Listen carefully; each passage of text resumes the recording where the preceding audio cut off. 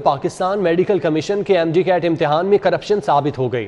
पेपरा की रिपोर्ट में इंकशाफात सामने आ गए। पेपरा ने प्राइवेट फर्म के मुतालिक 11 सफ़ात का तहरीरी फैसला जारी किया है। अजमत आमान हमारे साथ मौजूद हैं, उनसे मजीद तफसीलात जानते हैं। अजमत, इस तहरीरी फैसले में क्या कहा गया है?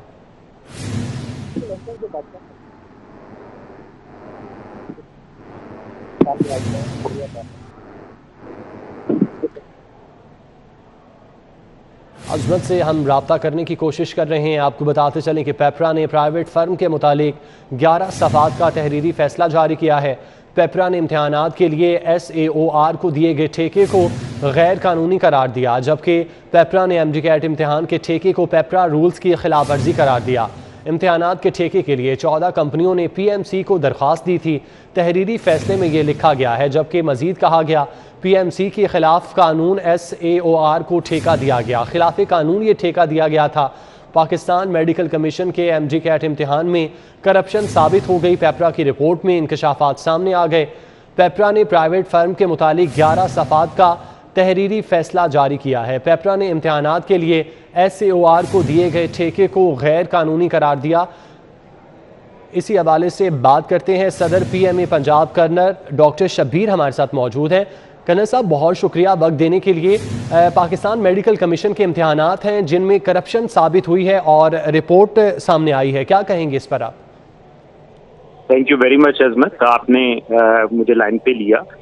एक्चुअली इसके बारे में तो पहले भी शक हुई नहीं था कि ये सारे का सारा जो ठेका है ये गैर कानूनी है और मिली भगत का नतीजा है, लेकिन अब तो ये साबित हो गया।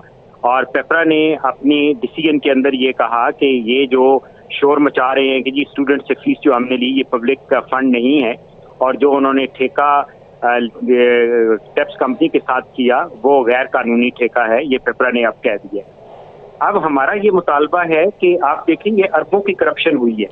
अब ये मामला एमडी कैट के इम्तिहान की पिट्टी तो एक तरफ रही, ये तो इन्होंने करप्शन इतनी ज्यादा की कि 1 अरब से ऊपर रुपया इन्होंने बटोर लिया। अब हमारा ये इनसे मुतालबा है कि ये जरूरी तौर पे ये स्टूडेंट्स को रकम वापस होनी चाहिए, और क्योंकि एमडी कैट भी जब एक ऐसी कंपनी ले रही है तो एमडी कैट भी दोबारा होना चाहिए। और ये अब इनकी कोई इखलाकी जवाब नहीं रहता मौजूदा मेडिकल काउंसिल के पास कि वो इस काउंसिल के अंदर रहें, और इनकी अगर इखलाकी जुर्रत अगर इनके अंदर इतनी हो तो ये फिल फौर मुस्ताफी हो जाएं। और अगर ये मुस्ताफी नहीं होते तो हमारी गवर्नमेंट से ये अपील है कि इनकी इस सारी कारकर्दगी के ऊपर इनके खिलाफ कानूनी कार्रवाई की जाए। अच्छा सर, ये भी बताइएगा कि ये जो PMC है खिलाफ कानून इन्होंने ठेका दिया है, तहरीरी फैसले में ये लिखा गया है, असल ठेका देने का तरीकाकार क्या होता है? जी, नॉर्मली जो पेपरा है, पेपरा एक ऑर्गेनाइजेशन है कि जो गवर्नमेंट के अदारों को जहाँ पे पब्लिक मनी या पब्लिक फंड इन्वॉल्व होता है, अगर उन्होंने कोई गुड्स लेने हों, सर्विसेज हों, दूसरे कोई चीज हो, तो उनके ठेके के लिए एक खास किस्म का कानून मौजूद है कि आपने किसी भी अखबार के अंदर वाज़े तौर पे आपने एक ऐड देनी होती है, और वो उसके जो टेंडर्स आपने कलेक्ट करने होते हैं वो जो डेट होती है पहली इश्तिहार देने की, उसके 15 दिन के बाद आपने कलेक्ट करने होते हैं। ये इश्तिहार दिया और 1 हफ्ते के अंदर अंदर इन्होंने टेंडर कलेक्ट किए, और टेंडर उस कंपनी ने भरना होता है जो ऑलरेडी SECP के पास रजिस्टर्ड हो। जबकि ये जिस कंपनी को इन्होंने ठेका दिया वो तो रजिस्टर्ड ही आके हुई 21 मई को, जबकि टेंडर फिल करने की लास्ट डेट 10 मई थी।